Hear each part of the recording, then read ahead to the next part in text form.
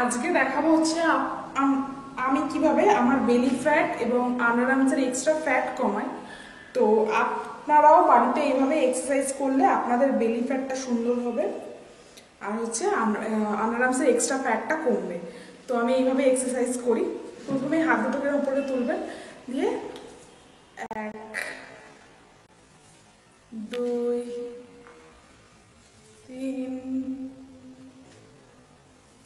4 5 6 7